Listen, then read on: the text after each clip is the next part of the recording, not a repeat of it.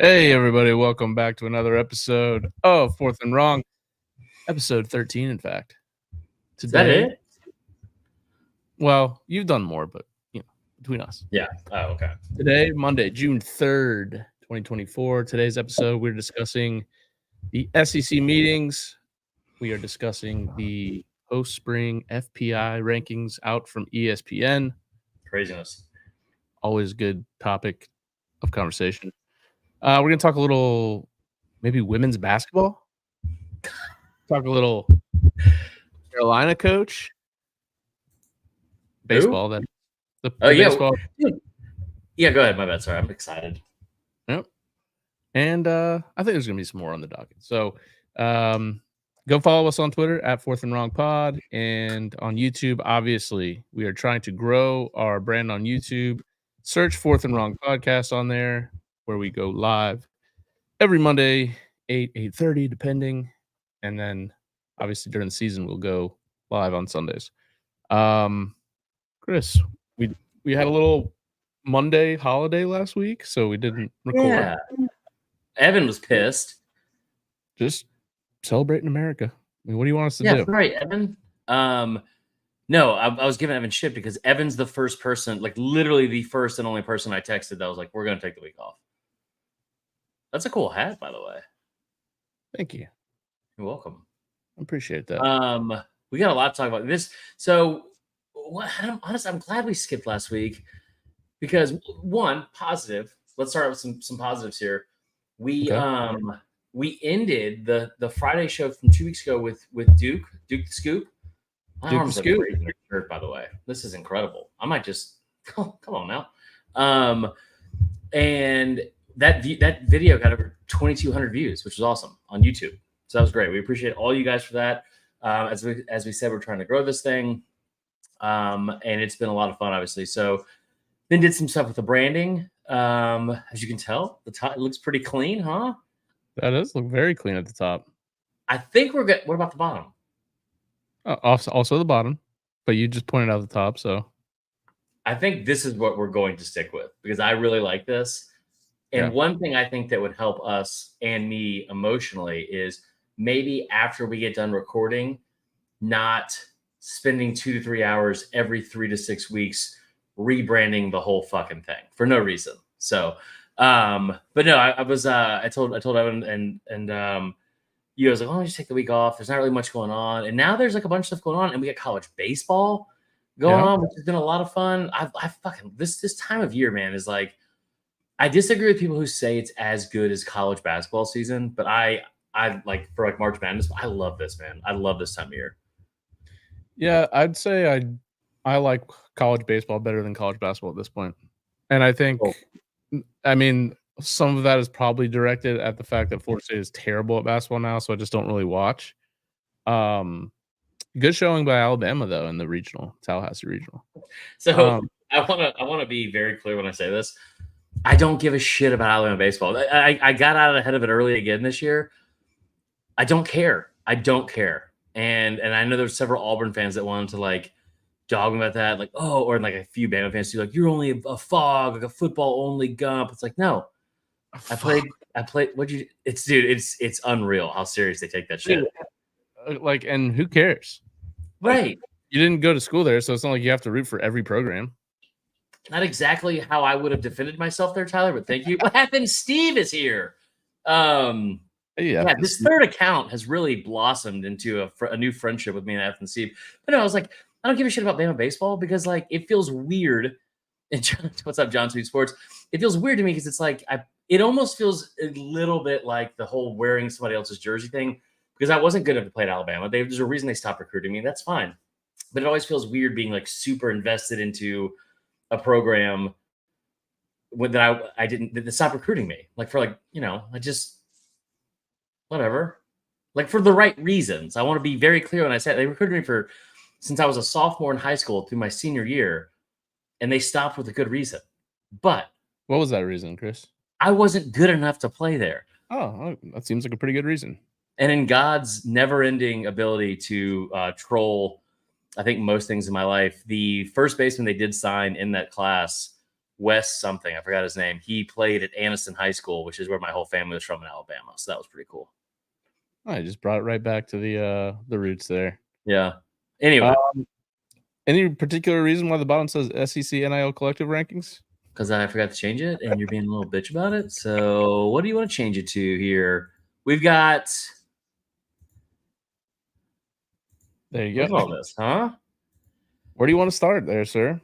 I kind of want to start with Caitlin Clark, but I don't want to lose all of our audience. Let's start here. Let's start here.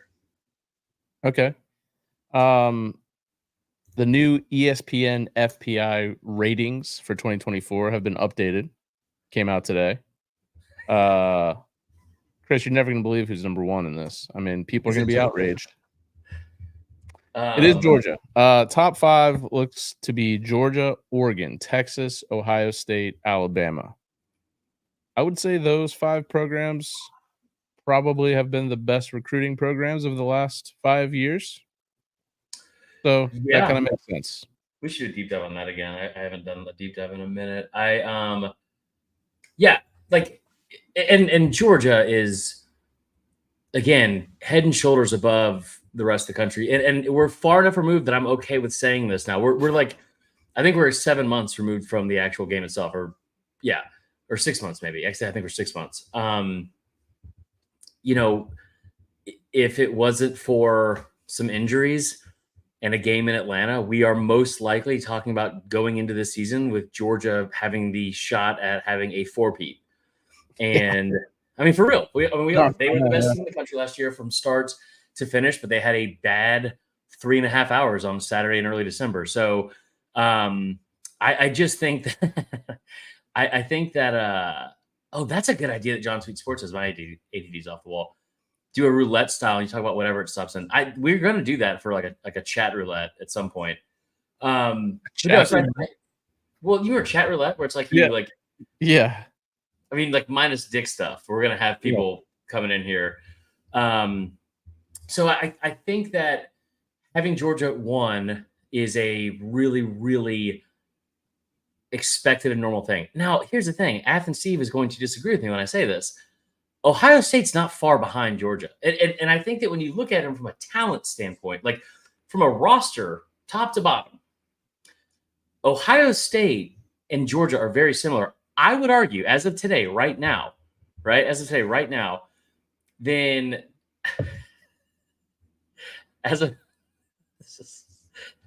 today, right now, I think that is one of my favorite comments that's ever been made on this fucking show from Willie Gray.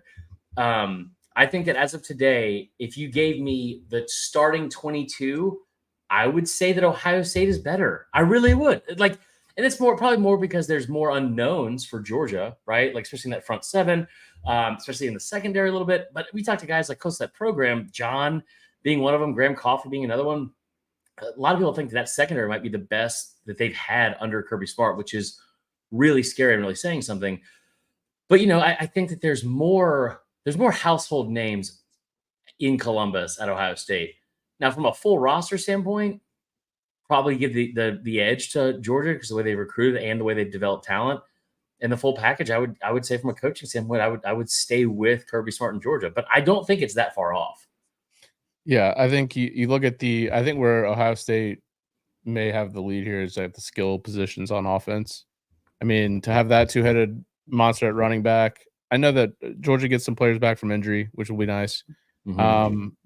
And then ETN is a really good back, but I think the mixture of Quinshon Judkins and Travion Henderson is I mean, you're not going to beat that in the country. And then you look at receiver. They've obviously brought in a ton of really good receivers, 5 stars across the board. But then Jeremiah Smith is apparently this all-world dude.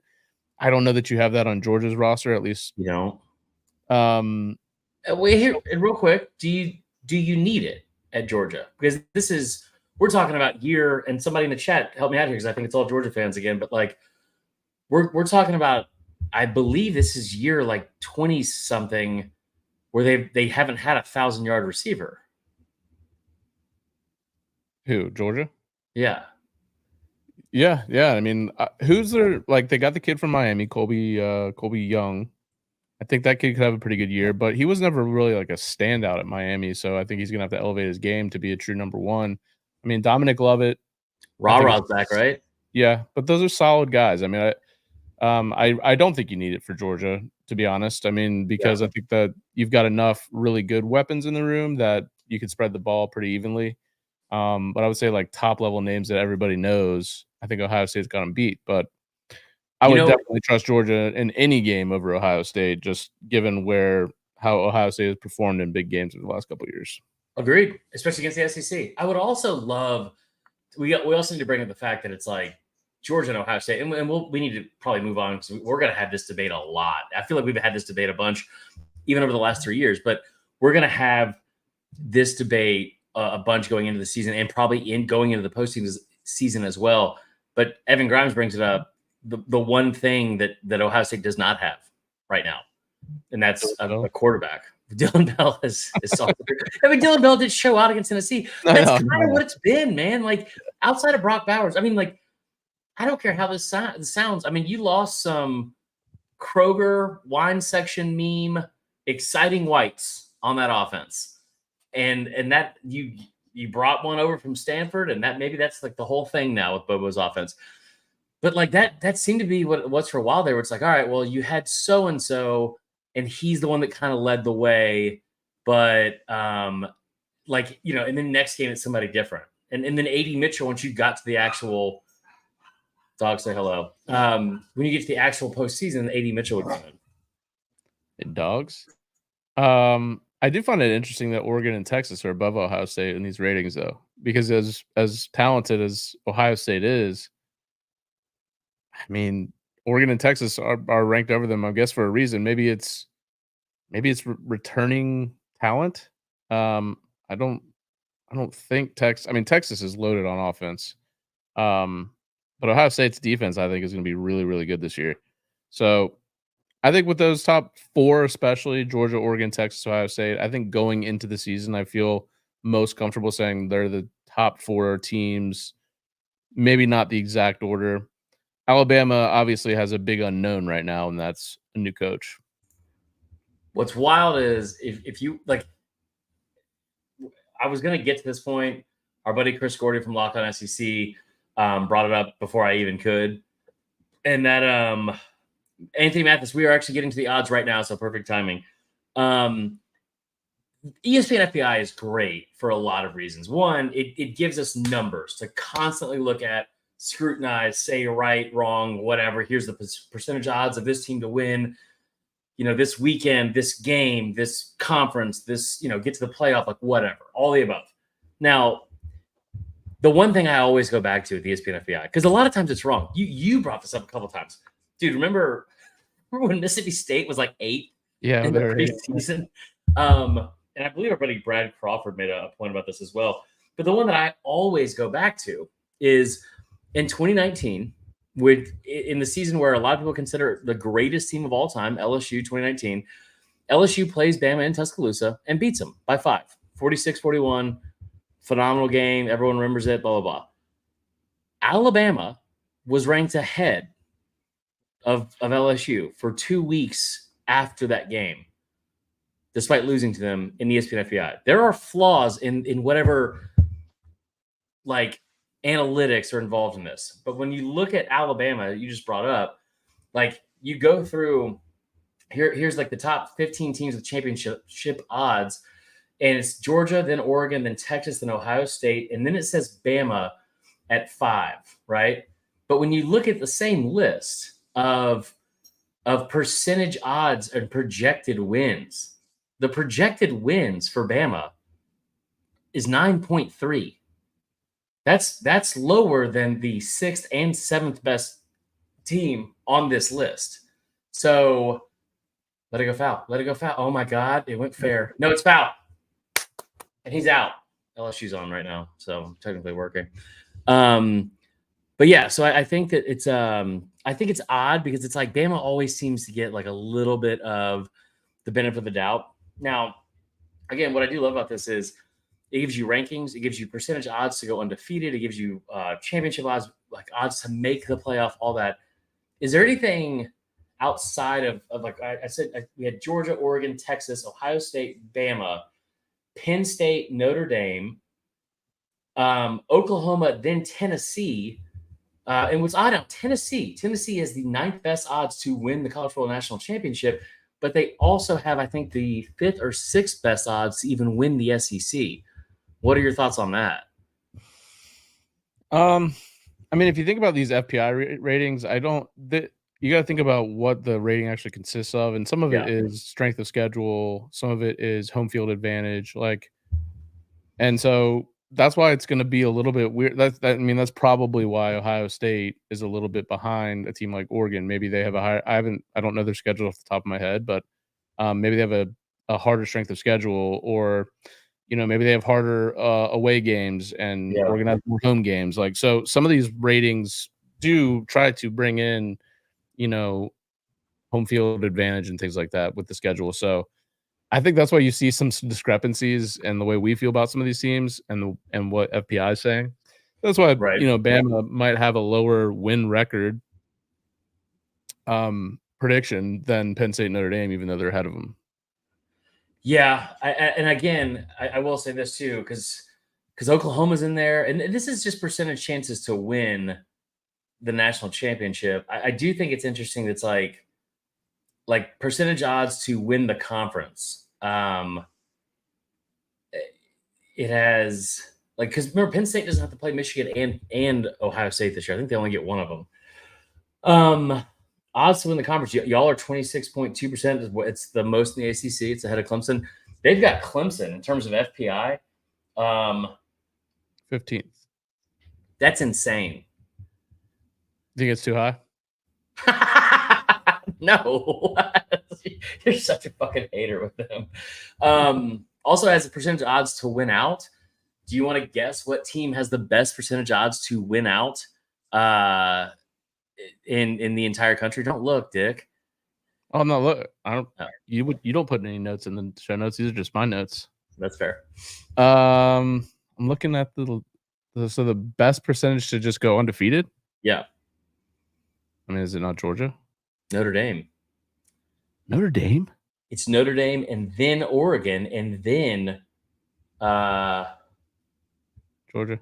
And then Georgia. I was looking for Liberty, but I don't see where they are. Yeah. I don't know what it is about Notre Dame, but I just feel like, well, first of all, they can't get a top 4 seed, correct? Right. That sucks for them. Yeah. Join a conference. I don't know, man. Replacing your two top left tackle and right tackle, both being top picks. I mean, Riley Leonard to me is a big question mark because he wasn't able to practice in spring. Mm-hmm. He's in a brand new team, brand new system. I just don't know what I'm gonna get. And for them, I know they have to play Florida State at home just because I know Florida State's schedule, but I think they have to play USC on the road, which I guess at this point maybe isn't that tough of a game. But FPI has them 18th. They've got to go to A&M, right? That's their 14th in the FPI. Who are you talking about? Who's 18th? USC. Okay, yeah. They don't have to go. USC does not have to go to A&M. No. Oh, okay. My bad. I'm dumb. Got you. I was like, what the fuck are you talking about? So I just don't see how they have the top, but I guess I don't know. I guess maybe I'm like the only one that doesn't think highly of Notre Dame, or like as highly as everybody else. UNC just tied it up 3-3 in the 9th. Tough. What was the score before that? 3-2. Anyway, let's look at this. How about this? Percentage odds to make the playoff. And we'll Georgia at 79.1%. Tyler, I'm honestly shocked it's not higher. Yeah, 80% to be in the top 14 or top 12, I mean. Yeah, 11. Yeah.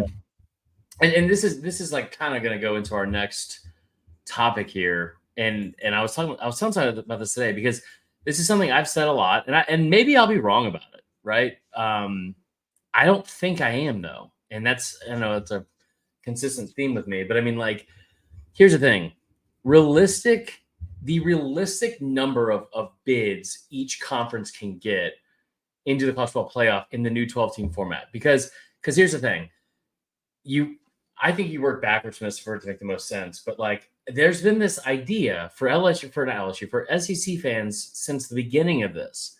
Oh, we're going to get 4 to 6 teams in every year. And I don't think 4 is super far-fetched if you're in the SEC.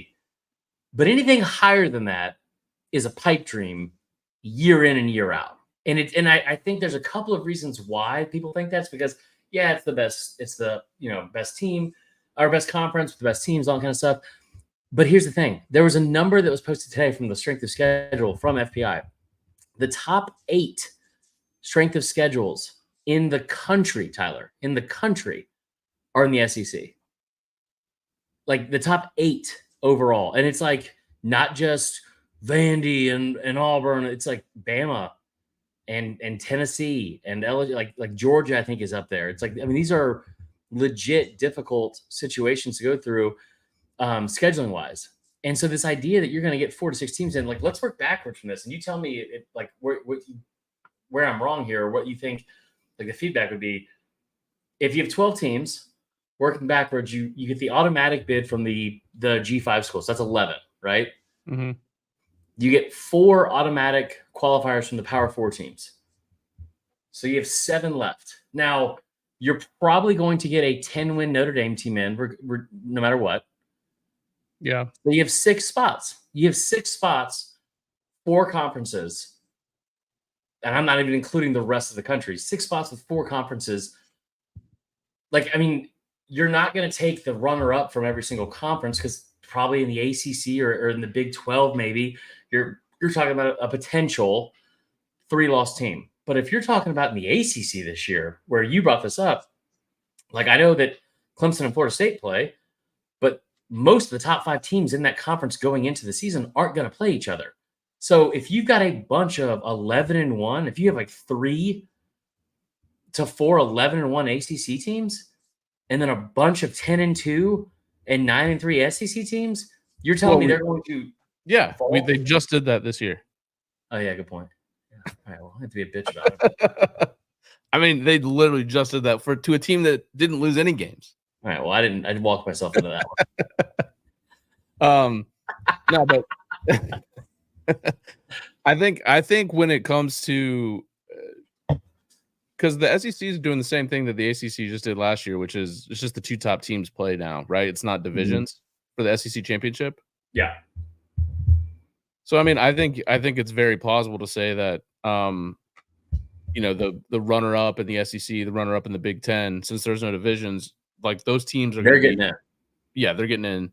So I think it's going to be an automatic 2 for the SEC. So then, I don't know. You figure, yeah. I mean, I think there is going to be a 10-2 team that gets in over an 11-1 ACC team, no doubt. That part's fine. I should have just stuck with the 9-3 part, because because think about this. Like Bama this year, I think Bama is going to go 9-3. I don't, and we can get through this. There's a question I have from an audience member later we can talk about, but I think they go 9-3. If they go 9-3 and play, at Wisconsin, a South Florida team might get the G5 bid. Georgia, Tennessee, Mizzou, LSU, Oklahoma, maybe Auburn's up there. If they play and they lose to, Georgia, Mizzou, and Wisconsin, but they beat all those other teams, I would have a fucking fit over the. I know they would be better than an 11-1 Louisville, but do they deserve to be in over an 11-1 Louisville? there's some precedence for this. I mean, maybe not 2-game swing, but, um, yeah, I mean, I guess if you're 11-1 at that point, that means that, Louisville only lost the ACC championship game to presumably like a Florida State or Clemson Right. that's a one-loss or undefeated team. So, no, I think in that case, Louisville would get in. I mean, I don't know. I don't know what Louisville's schedule is like. I guess there's a lot that goes into it, but I You know also that have to factor in Sankey is fighting for, like, the SEC to have the benefit of the doubt. It's almost like Oh, you shouldn't have he added Texas and Oklahoma, dude. okay, that's exactly what I was just about to say. We don't give him enough shit for basically ruining college football. I've seen people that hate on him constantly. I think he's done a tremendous job in some ways. Yeah, But and he's it looking has out for the best of the SEC, which is what you should do as a commissioner. So Mhm. there is that, but that Texas Oklahoma thing basically started all of this. Yeah. I also think that, like, because I was just been on the train. Be there. All right, we got a tie game going to the bottom of the ninth. Sucks. I was on the train of I hate the Big Ten for so long, but then you look what Kevin Warren did in the COVID year, and the commissioner of the Pac-12 and the ACC, and then you really see what the commissioner of the Pac-12 did. Like they lost the conference. Like he lost the conference, and then now you talk about the Big Ten. Like I think in Sankey's mind, I think he's like, well, this is already being ruined. So who fucking cares? We're just going to go run it further into the ground. Maybe that's what I think he's like justifying this by. And I could be totally wrong about that. Maybe he thinks he's doing a phenomenal job. But you're not wrong, man. Like this whole thing, it is ruining college football. Yeah, I mean, look, and let's just take that with a grain of salt, obviously, because I'm very excited to watch matchups like Oregon and Michigan and USC and Ohio State and Bama and Texas, like, consistently. Like, that is awesome. Don't get me wrong, but I mean, there's a lot of schools, and I'm not worried about Florida State being one of them, which is part of why I'm at least a little bit excited about all this moving. Think about teams like Oregon State and Washington State that just got left behind in the Pac-12. There's only 2 teams. They're basically forced to be relegated down to like a G5 type program because they missed the boat on getting in one of these Power 2, essentially is what it's turning into. And then when Florida State and Clemson and potentially UNC leave the ACC because they're looking out for their own best interests, then all these teams in the ACC are going to be completely screwed too. And it's just like, if you're on a team that's like on the cusp, like a Virginia Tech, who you hate, or like, think about what they're thinking right now. Like, okay, well, if the Big Ten or the SEC doesn't want us, like, what are we going to do? Yeah, I agree with Like that. a really shitty ACC But what conference. have been awesome was like what they should have done.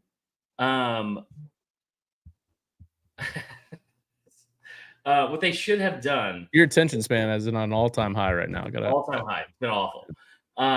What they should have done is been like, okay, we're gonna go to four total conferences. Like, and this is kind of what we thought was gonna happen way back in the day. Here's 4 16-team conferences. Yeah. Okay. Consolidate the Power 5 to 4. I'm fine with that. I'm totally fine with that. And then having like Big 12, I see keep the Pac-10, and then figure out the rest of the ACC with the Big 12, SEC, and Big 10. And I'll tell you who else got ahead of the curve. Would have to join something at that point as well. Right. Wait, who? Notre Dame. Right. I tell you who else kind of fucked this whole thing up. But like, I think the idea of having the Big 12 be the third conference that like ran out and was like, we got to get some teams. We got to get some teams. And then they were like, all right, we're going to lose these guys. I want to make sure that we're still a conference, though, because you can see what's happening with the Pac-12. We don't want that to happen. That would be the worst case scenario. So let's go out and get BYU, Cincinnati, Houston, and UCF. And then we're like, oh, fuck. Because what you could have theoretically done then was been like, all right, let's split up into 4 conferences based off of geographic location, and then had like I don't know. Like, divvy up the ACC and figure it out from there, which makes the most sense. But now they're not doing that. No, they're not. Yeah, I think like if you look at the top 10 teams in the FPI, they're all Big Ten or SEC except for Notre Dame. Right. Kind of surprised. I mean, I guess maybe not. Michigan's all the way down at 12 coming off the championship, but they just have so much to replace. Well, here's another question for you though. But this is kind of best strippers are in Texas. We got this is like a little bit more 30,000 level or 30,000 foot type thing. I don't know. You're better at what do you call it lingo than me, corporate lingo. But like, I think that one thing that could factor in. Let's land the plane here, Chris. We're gonna get a 30,000 foot view, and then let's just go ahead and land this plane. Yeah, I got you. We don't need to boil the whole ocean, right? That's what I'm trying to do right now. The brand part of this that seems to factor into college football playoff picking, right? And I'm not just talking about last year, but I'm saying like you're crazy to think that if Notre Dame doesn't have a 10-win season, they're not going to get picked in the playoff every year. So when you start talking about like, all right, like, because I think the number starts at 3 for the SEC and 3 for the Big Ten. And if you're looking at this year, it's like, all right, let's say that Texas and Georgia are those 2 teams for the SEC, right? And then let's say for the Big Ten, it's it's Ohio State and Oregon. Well, if you have a 10-2, Penn State, Michigan, Bama, LSU, Tennessee, these are big national brands. And I don't like, are those teams going to get preferential treatment because of the logo on the helmet? Yeah. I think we saw that this past year. Well, get a better fucking helmet. Hey, we got the best helmet in college football. Okay, well, that's debatable. What do you think? It's the one that's just red with a white number on it? It's the worst helmet. You also ever notice that like halfway through the season, it turns just like this, purplish color, like on the road, especially. It's like, ugh. Yeah, Florida State jerseys do that too. It's disgusting. I'm like, come on, can we just get this right for once? I hate it. Some interesting teams, by the way, that I thought were very interesting were in that next block under under 15. So obviously it's cool to see Kansas on there, Auburn at 19, and Florida at 20. That's unreal. Florida at 20. Florida, I think Florida could be okay because like we talked about all year, like Mertz, we were wrong on Mertz, or I definitely was. Like Mertz had a really good year. Yeah, Trey Wilson's going to be like one of the best receivers in the SEC by the time his career is done. I could see it.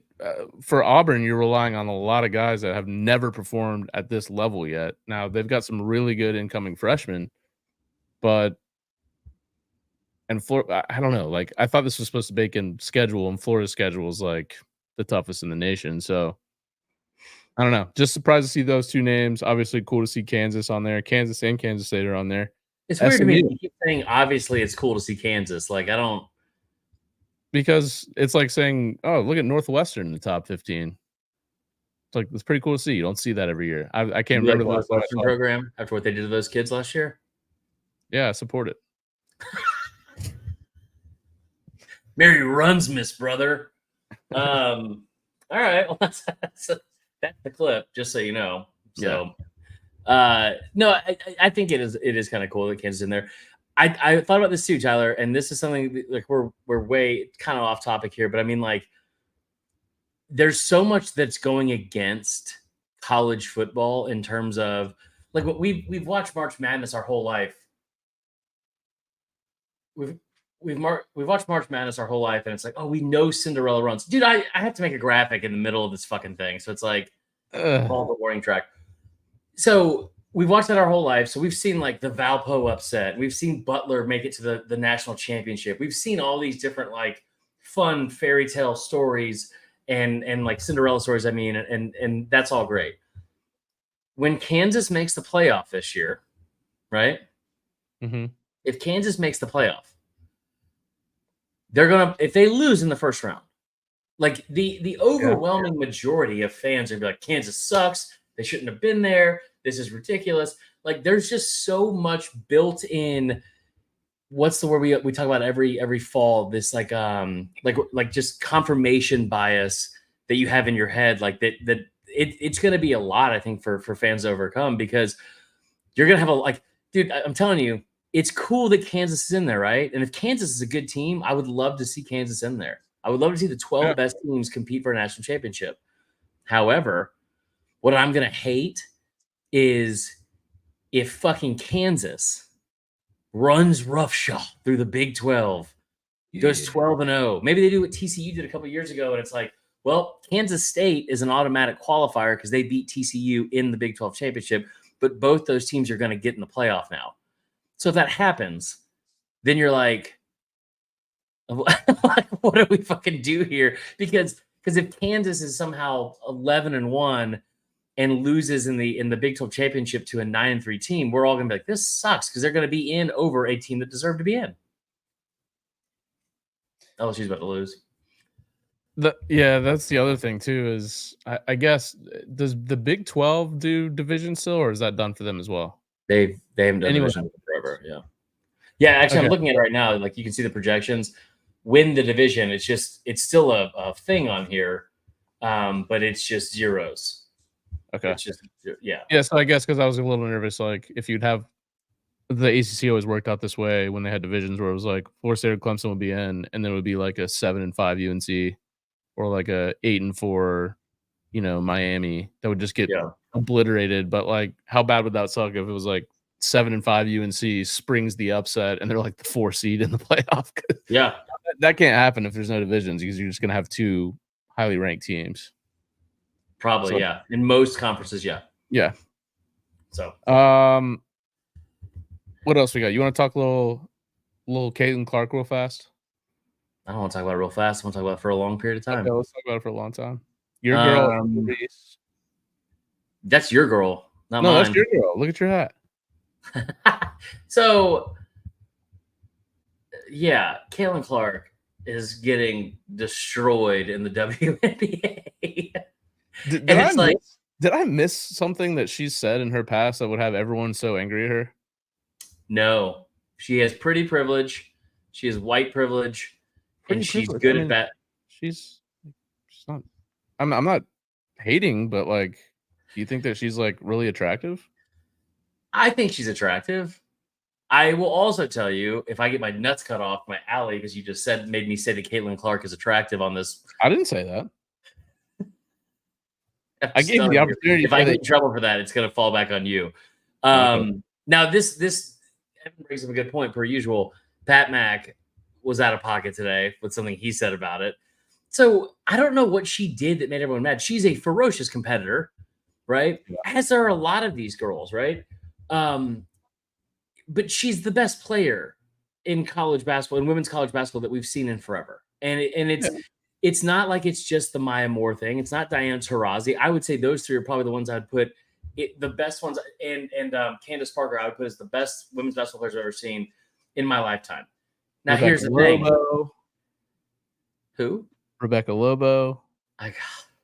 She's insufferable. Lisa Leslie. But like, I don't remember where Lisa Leslie played. I think it's somewhere out west.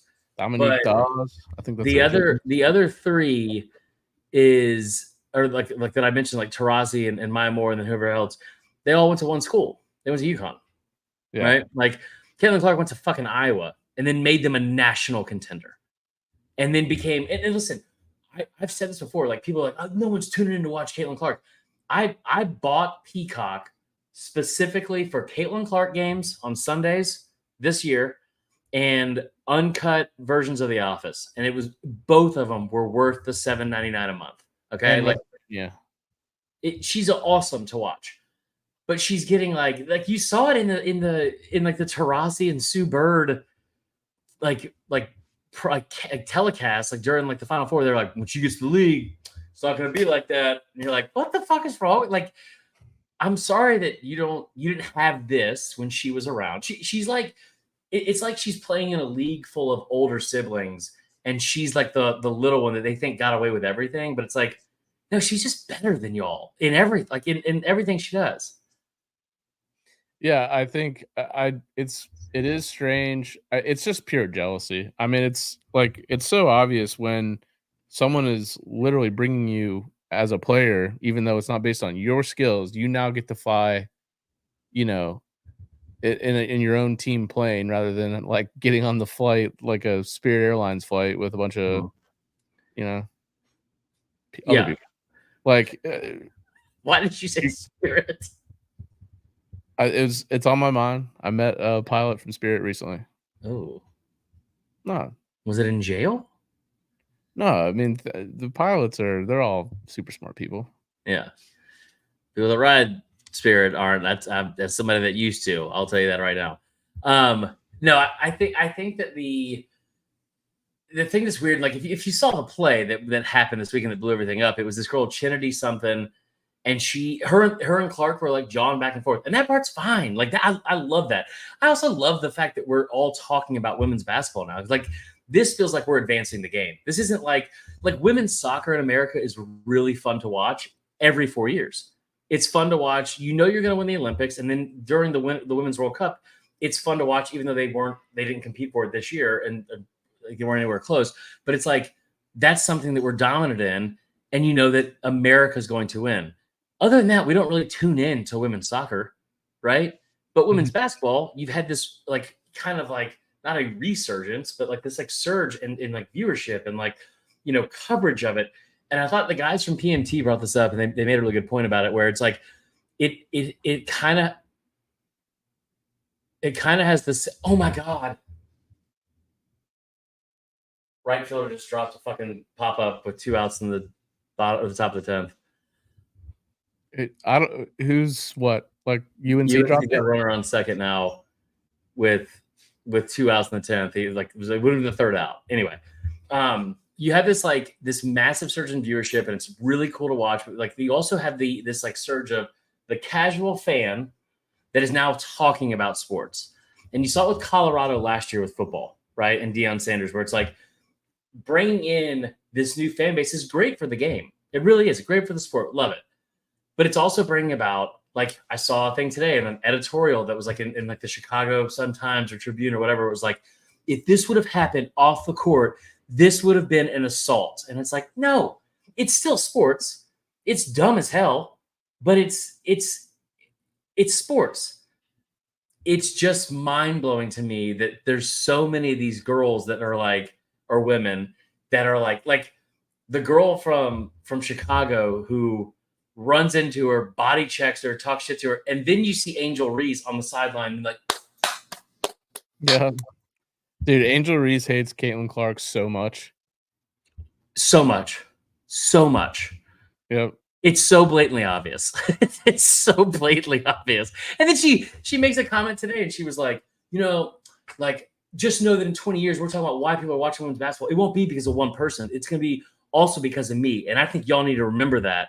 And it's like, hey, listen, that's great. Toot your own horn, pat yourself on the back. Like, if you want to play the role of the villain, fucking have at it, Hoss. Like have at it. But what you can't do is then when you lose, post a bunch of emo shit on your Instagram and being like, oh, the world's out to get me. I'm so sad because everyone's being mean to me. Like, take it from me. You can't play both sides of that on social media. I promise you. Yep. It can't happen. Yeah, Angel Reese comes off to me as like fake tough. Yeah. I don't know. Look, she's good, but I don't think people are tuning in to Angel Reese games that are casual, just like not even sports fans, or maybe they are sports fans, but they've never really watched women's basketball. Right. I don't think people are tuning in to Angel Reese games. So her thought that like she's the one that's like making the progress for women's sports is kind of I think she has made a ton of progress for women's sports in a lot of ways, a lot of it off the court. And I mean, and she's good, but also there's a reason why she went 7th overall after her career in women's basketball. It's like, I mean, she's shooting 35% from the paint. She's a fucking like a post player. That's tough to do. I don't think Well, no, I'm gonna hold off on that comment. Also, I do love the fact that like what I hope happens from all this, and you don't need to comment on this because you're a smarter person than me, but I'll just say it because I'm tired of fucking seeing it every time I get on the internet. It's refreshing to be able to talk about sports when it's two great people. This is a great quote. It's two great people, and you can just talk about how like, hey, this person, I like her better than this person, or she's better than this person, or let's break down this game featuring both these people, and they can still be, one can be white, one can be black, and we don't have to have the conversation somehow be about race, because like the cool part about this, and the part that makes it feel like it's advanced the most in the eyes of the rest of sports fans in America, is that we're talking about basketball. We don't need to keep going to like, oh, people only like her because she's white or pretty or what the fuck ever, and people only dislike her because she's black or whatever. Like, I love that they're catching hate for things that are happening on the court, because like that's what sports are, and that's where those opinions are developed. That's a good point. What else we got here? Anything from the SEC meetings catch your eye? I mean, obviously it's the first one without Saban, so that was probably a little sad. Interesting that they might bring out injury reports, but I haven't looked at enough things about that will that Don't you feel like that's really gonna change like the game for gambling when it comes to college? I Like, it's ridiculous. personally Think about like my man Cam Rising last year was never gonna play in a game, and yet every game they were like, "Yeah, he's questionable." right. Like, I remember thinking we would do our preview shows and we'd be like, Utah, if Cam Rising's gonna play, like this changes our thoughts on this, and like because Yeah. we always thought that he was gonna play, and then he just never did. So, yeah, I think as gambling gets bigger and bigger, which by the way, I feel like there's some crazy shit going down in the MLB. Did you see the guy that got busted today? Lifetime Yeah. ban. Who And was they that? said I don't know who that guy was, Marcano. I think he was on the Pirates when he was gambling on baseball, but they said there's multiple other MLB players they're investigating, including the Yeah. guy on the Braves that was Otani's teammate, and he was gambling through the same bookie as the Otani translator. And he's like under investigation right now, and the Braves just randomly turned him into a knuckleball pitcher in AAA, and now he's like trying to become a pitcher. Oh, I saw this guy. He struck out Holiday the other day. Yeah, yeah. I mean, here's what, dude, I think this kind of stuff is very rampant, very rampant. Like, I think there's a lot of players that are gambling on their own sport. I think it's because we're still in the infancy of it, right? Yeah. Like not with baseball, but baseball, that's wild to do with baseball. Like that's, I don't Pete Rose is clearly one of the greatest baseball players of all time and is not in the Hall of Fame because of that. And that's a different level because it's so weird that like that's like a baseball writer saying like, no, he broke the sanctity of this and that. Like, what the fuck ever. I will say that I think like, that was so stupid to me. Like, he didn't bet against his team; he bet on them to win.